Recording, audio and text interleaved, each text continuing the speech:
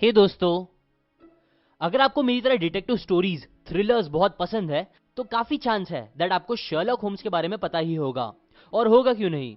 Sherlock one of the best fictional detective hero है जिसकी intelligence और डिटेक्टिव रीजनिंग किसी सुपर हीरो के सुपर पावर से कम नहीं।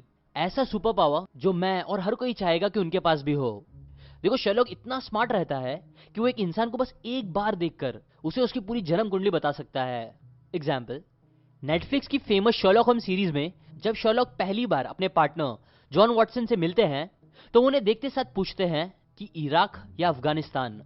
मतलब उन्हें देखते साथ शर्लॉक को पता चल जाता है कि वो किसी वॉर का पार्ट रह चुके हैं। इनफैक्ट शर्लॉक को पता चल जाता है कि वो एक आर्मी डॉक्टर है, ना कि सोल्जर, जो थेरेपिस्ट के पास भी जाते रहते हैं ना। उन्हें ये सब कैसे पता चला? वेल, फर्स्ट जॉन के हेयरकट और उनके चलने के स्टाइल से उन्हें पता चल जाता है कि वो आर्मी फील्ड से है। फिर उनके बात करने के स्टाइल और यूज ऑफ वर्ड से उन्हें पता चलता है कि वो एक आर्मी डॉक्टर है, ना कि सोल्जर। फिर उनके धूप से काली हुई टैन स्किन की वजह से उन्हें समझ में आता है कि वो अब्रॉड होके आए हैं, बट हॉलीडे से नहीं, बिकॉज उनके हाथ के ऊपर का हिस्सा काला नहीं था जो सनबाथ में यूजुअली होता है। देन वॉटसन के पैर में प्रॉब्लम थी, वो सही से चल तक नहीं पा रहे थे, बट फिर भी उन्होंने बैठने को नहीं कहा, ऐसे जैसे वो उसके बारे में बिल्कुल भूल चुके हैं, जो दिखा रहा था कि उन्हें एटलीस्ट पार्टली साइकोसोमैटिक है, जो ये दिखाता है कि जब उन्हें इंजरी हुई तब वो बहुत ट्रॉमेटिक सिचुएशन में थे। और इन सब चीजों की वजह से शर्लॉक को आइडिया हो जाता है कि वो वॉर से आ रहे हैं जो उस टाइम पे इराक या अफगानिस्तान में चल रही थी। सिमिलरली उन्हें ये भी पता चल जाता है कि वॉटसन का एक भाई भी है जो शराबी आदमी है, जिसका डिवोर्स हो चुका है और जिसकी जॉन के साथ अच्छे से बनती नहीं ना। उन्हें ये सब कैसे पता चलता है यहाँ मैं वो एक्सप्लेन नहीं करूंगा, उसके लिए आप सीरीज देख लो। बट मेन बात यह है कि शर्लॉक को एक बहुत ऑसम कैरेक्टर बताया गया है जो किसी भी इंसान को पढ़ सकता है। पर क्योंकि ये सब बस फिक्शनल कहानियां हैं, इसीलिए आपको लगता होगा कि ऐसा रियल में तो हो ही नहीं सकता। तो इस बात पे हाँ, आप कुछ हद तक सही भी हो, एग्जैक्टली ऐसा नहीं हो सकता। बट एक स्टडी करी गई थी MIT में, जिससे ये पता चला कि हम बॉडी लैंग्वेज की हेल्प से 87% प्रेडिक्ट कर सकते हैं कि एक नेगोशिएशन का आउटकम क्या होगा। मतलब हाँ, एग्जैक्ट शर्लॉक की तरह तो नहीं, बट बॉडी लैंग्वेज की हेल्प से हम बहुत कुछ पता कर सकते हैं। एक इंसान की फीलिंग्स, उनके इमोशंस, कोई आपको पसंद करता है या नहीं करते, और ऐसे ही कई बातें। सो आज मैं आपको how to analyse people book से ऐसे ही कुछ साइंस, गेस्चर्स और बहुत इंटरेस्टिंग बातें बताऊंगा, जिसकी हेल्प से आप थोड़े बहुत शर्लॉक तो बन ही जाओगे। So let's begin. 3 rules to read people. समझो, अगर आपसे कोई अपने दोनों हाथ बांध के बात कर रहा है तो बहुत से लोग बोलते हैं कि ये साइन है दैट सामने वाला आप में इंटरेस्टेड नहीं है, क्योंकि हाथ बांध के बात करना एक डिफेंसिव पोजीशन है जिसमें एक इंसान अपनी बॉडी अपने हाथ से छुपा रहा होता है। पर फैक्ट ये है दैट ये बात हमेशा सच नहीं होती, बिकॉज कई बार एक इंसान ठंडी की वजह से भी हाथ बांधकर खड़ा रह सकता है।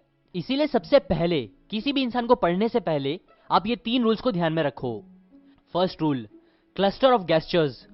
कई बार बस एक साइन या गेस्चर के बेसिस पे कंक्लूजन पे आना कि उस इंसान के दिमाग में क्या चल रहा है, ये उतना ही स्टूपिड होता है जितना किसी इंसान के मुंह से निकले बस एक वर्ड को पकड़ के ये बोलना कि आप उनकी फीलिंग्स और उनके दिल की बातें पूरी तरह से समझ चुके हो, जो कभी पॉसिबल नहीं होता। एक कंप्लीट सेंटेंस बनाने के लिए भी कम से कम 2 से 3 अलग अलग वर्ड्स की नीड पड़ती है। इसीलिए आप भी बस एक साइन को नहीं बल्कि कई अलग अलग गेस्चर्स को नोटिस करना, क्योंकि जब 2, 3, 4 या ऐसी बहुत ज्यादा गेस्चर्स सेम चीजें इंडिकेट कर रहे होंगे, तभी ज्यादा चांस होंगे कि आप सामने वाले की बॉडी लैंग्वेज को अच्छे से पढ़ पा रहे हो। Second rule, consistency. एक इंसान जो यूजुअली बहुत खुश रहता है, थोड़ा पैर में उछाल के साथ चलता है, वो अचानक एक दिन अगर आपके पास झुक के चलता हुआ आए एकदम लो एनर्जी में, तो उसकी ये हरकत नॉर्मल से अलग होगी। मतलब कुछ तो हुआ है जो उसकी ये इनकंसिस्टेंसी नॉर्मल बिहेवियर से आपको शो करेगी। ऐसे ही अगर एक इंसान से आप पूछो कि चलो कहीं घूमने जाते हैं, और उसके रिप्लाई में वो आपको मुंह से बोले कि हाँ चलो जाते हैं, पर उसकी मुंडी ऐसे हिले जैसे वो नहीं बोल रहा है, तो यहाँ उसकी बात और उसकी बॉडी लैंग्वेज में इनकंसिस्टेंसी होगी, जो सब आपको बता सकता है कि उसका जाने का मन नहीं। इसीलिए आप सेकेंड रूल, हमेशा कंसिस्टेंसी पे भी ध्यान दो। Third rule, context. जैसे मैंने पहले ही बताया, जस्ट बिकॉज एक लड़की अगर हाथ बांध के आपसे बात कर रही है तो इससे आप हमेशा ये मतलब नहीं निकाल सकते कि वो पक्का आप में इंटरेस्टेड नहीं है, बिकॉज ये भी हो सकता है कि शायद उसे ठंडी लग रही हो, या ये उसका नॉर्मल तरीका हो खड़े रहने का, या मे बी उसका हाथ दुख रहा हो, एक्सेट्रा एक्सेट्रा। इसलिए हमेशा कॉन्टेक्स्ट पे ध्यान दो। पूरी आगे पीछे की बात, माहौल, सिचुएशन, ये सब भी पता होना जरूरी है, जो है रूल नंबर 3। सो ये 3 रूल्स आपको फॉलो करना है। नाउ रूल्स के बाद फाइनली अब आते हैं सबसे एक्साइटिंग पार्ट पे, मतलब अलग अलग गेस्चर्स पे, बॉडी लैंग्वेज साइंस पे। Gestures and science. इसकी स्टार्ट हम अपनी बॉडी के सबसे बड़े पार्ट से करेंगे, जो है टॉर्सो, मतलब हमारा धड़। बिकॉज ऑलमोस्ट 70% सिग्नल्स एक इंसान दूसरे इंसान के टॉर्सो पे ध्यान देके निकाल सकता है। फर्स्ट, नेक। जब एक इंसान अपना हाथ अपनी गर्दन पर रखता है तो इसका मतलब ये हो सकता है कि वो थ्रेट या अटैक्ड फील कर रहा है।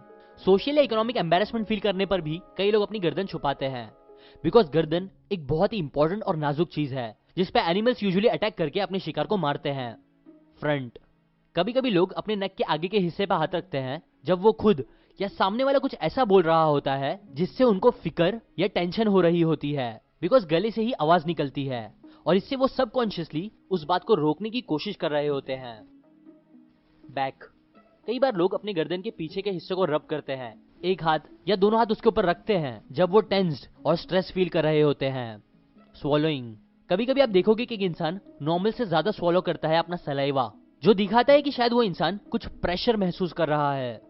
शोल्डर्स। शोल्डर्स जब कर्व्ड और आगे की तरफ झुकते हैं तो ये चीज दिखाती है कि एक इंसान एम्बैरेस फील कर रहा है। शोल्डर पीछे की तरफ करना जिससे चेस्ट बाहर होता है, वो कॉन्फिडेंस और अटैक पोजीशन दिखाता है। जब कोई अपने शोल्डर्स सर्कल में घुमाता है तो ये दिखाता है कि इंसान शायद स्टिफ और टेंस फील कर रहा है। चेस्ट। जब एक इंसान किसी चीज पे टेका लगा के खड़ा होता है तो ये दिखाता है कि वो कंफर्टेबल और वल्नरेबल पोजीशन पे है। ये चीज दिखाती है कि वो इंसान थ्रेट फील नहीं कर रहा या फिर वो इंसान बहुत कॉकी बिहेव कर रहा है। ब्रीदिंग। जब एक इंसान अचानक तेज सांस या लंबी सांस लेता है तो ये दिखा सकता है कि वो इंसान गुस्सा या बहुत इंटीमेट लव फील कर रहा है।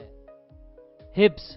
हिप्स साइड करके खड़े होना दिखाता है कि आप रिलैक्स्ड पोजीशन पे हो, जबकि हिप्स पे हाथ रख के खड़े होना दिखा सकता है डोमिनेंस एंड पावर। हैंड्स। ये सबसे ज्यादा यूज किए जाने वाला ह्यूमन पार्ट है, सो अब हम इसी के कुछ गेस्चर्स को देखेंगे। ग्रीटिंग्स। ज्यादातर ग्रीटिंग्स आप देखोगे तो वो हाथ से करे जाते हैं, लाइक हैंडशेक, हाई करना, एटसेट्रा एटसेट्रा। नाउ अगर आप नोटिस करोगे तो ये ग्रीटिंग्स दिखाती है कि आप सेफ हो, आपके हाथ में कोई हथियार नहीं है, आप किसी को नुकसान नहीं पहुंचाओगे। ऐसे ही सैल्यूट करना, वेव करना, ये ट्रस्ट दिखाता है, बिकॉज इसमें आपके रिस्ट, जिसमें कई आर्टरीज होती है, वो ओपन शो होती है। अगर कोई हाथ देर तक मिलाता है नॉर्मल से तो ये चीज दिखाती है कि वो इंसान पावर डोमिनेंस दिखा रहा है, जबकि लूज हैंडशेक सबमिशन का सिग्नल देता है। अगर कोई हाथ पॉकेट में रखता है, टेबल के नीचे छुपाता है, तो ये चीजें दिखाती है कि शायद वो इंसान कोऑपरेट नहीं कर रहा, किसी बात पे एग्री नहीं कर रहा, वो बात नहीं करना चाहता या शायद झूठ बोल रहा है। हाथ एक दूसरे से रब करना दिखा सकता है कि एक इंसान को ठंडी लग रही है या वो बहुत एक्साइटेड है या उसे कोई फायदा होने वाला है जिसमें शायद दूसरों का नुकसान होगा। कार्टून्स में विलन लोगों को आपने ये करते हुए बहुत बार देखा होगा। फेस। चेहरा बहुत से लोगों के लिए वो सबसे पहली चीज होती है जो वो एक इंसान में देखते हैं और जिसे देखकर ही वो सबसे ज्यादा टाइम बात करते हैं, इसीलिए उससे आप कई इमोशंस पढ़ सकते हो। Example, sign of happiness. जब एक चेहरे पे स्माइल या हंसी होती है तो वो खुशी दिखाता है, बट क्योंकि ये इतनी नॉर्मल हो चुकी है इसीलिए अब इसे बहुत से लोग फेक भी करते हैं।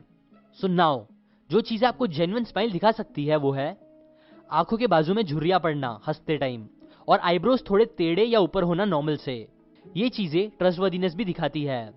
वहीं दूसरी तरफ जब किसी की आंखें नम होती है, दोनों आंख एक दूसरे की तरफ पुश हो रही होती है जिससे रिंकल्स पड़ते हैं फॉरहेड पे, इसके साथ लिप्स का हिलना या जोर से एक दूसरे को दबाना, स्किन पे रिंकल्स का दिखना, सर नीचे की तरफ होना, ये सब या इनके कॉम्बिनेशंस दिखा सकते हैं कि सामने वाले इंसान को एंजाइटी फील हो रही है। ऐसे ही आंखें बड़ी होना और झुकना, फिर आईब्रो का पुश करना जिससे झुर्री पड़े फॉरहेड पे, इसके साथ मुंह का खुलना या मुंह नीचे की तरफ झुकना जिससे एक इंसान का चिन उसकी गर्दन को छुपाता है, ये सारी चीजें दिखा सकती है कि शायद वो इंसान डर रहा है। चिन कई बार हमारी गर्दन को प्रोटेक्ट करता है, इसलिए जब कोई इसे नीचे झुकाता है और सर झुकाता है तो उससे सबमिसिव सिग्नल मिलता है या शाय होने का सिग्नल मिलता है। जबकि अगर आप चिन निकाल के किसी से बात करते हो, उसे दूसरों की तरफ पॉइंट करते हो बार बार, तो ये अटैकिंग इमोशंस बताता है। इसीलिए आप देखोगे जब कोई लड़ता है तो वो कई बार अपनी चिन को हिला के लोगों की तरफ पॉइंट करता है, उसे टारगेट बनाते हुए। आईज, आंखें जब कोई ऊपर करता है तो इससे सिग्नल मिलता है कि शायद वो कुछ आइडिया के बारे में सोच रहा है या कुछ याद कर रहा है, जबकि लेफ्ट और ऊपर करना आंख मतलब हो सकता है कि कोई पुरानी यादों के बारे में सोच रहा है।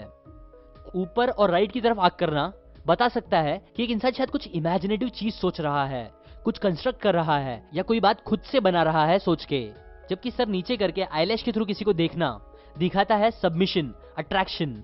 लेकिन अगर यही चीज कोई खराब मुंह बना के देखे तो वो एक जजमेंटल लुक भी हो सकता है। बैठने के बाद खड़े होकर किसी को नीचे देखना कॉन्फिडेंस, पावर, डोमिनेशन दिखा सकता है, जबकि अगर आप किसी को नीचे से देखते हो ऊपर तो वो सबमिशन और गिल्ट फीलिंग दिखाता है। आंखों का नीचे लेफ्ट साइड देखना दिखा सकता है कि शायद वो इंसान अपने आप से कुछ बात कर रहा है। नीचे राइट साइड देखना दिखाता है कि शायद वो इंसान कुछ इंटरनल इमोशन से परेशान है। बार बार आंखों को राइट या लेफ्ट करना दिखाता है कि शायद वो इंसान एक एस्केप रूट देख रहा है और उस सिचुएशन से बाहर निकलना चाहता है। देखो, बॉडी लैंग्वेज एक बहुत पावरफुल चीज है जिसके लिए बड़े बड़े पॉलिटिशियन एक्सपर्ट्स हायर करते हैं जो उन्हें बताते हैं कि कैसे उन्हें अपनी बॉडी लैंग्वेज को यूज करना है। प्रोफेशनल गैम्बलर्स को आपने देखा होगा अगर यूट्यूब या टीवी पे, तो वो लोग भी अपनी आंखें, फोरहेड, फेस एक्सप्रेशंस कई बार छुपाते हैं बिकॉज सच में उससे लोग उनके इमोशंस पढ़ सकते हैं। इस बुक में ऐसे ही कई साइंस और गेस्चर्स के बारे में ऑथर ने बताया है जो अगर आपको सब जानना है तो वो आप seekn.org/audible से इस बुक की फ्री ऑडियो बुक 1 महीने के लिए लेके सुन के जान सकते हो। ऑडिबल एक अमेजोन कंपनी है जो आपको 1 महीने का फ्री ट्रायल देती है और फिर चार्ज करती है। कमेंट करके बताएं अगर आपको भी ऐसे ही कोई साइंस या गेस्चर्स के बारे में पता है तो। लाइक करें अगर आपको ये बातें काम की लगी। शेयर करें इस वीडियो को अपनी सभी फ्रेंड्स एंड फैमिली के साथ। सब्सक्राइब करके बेल आइकन दबाएं ताकि आपको मेरे वीडियोस के नोटिफिकेशन आते रहे। And finally, thanks for watching.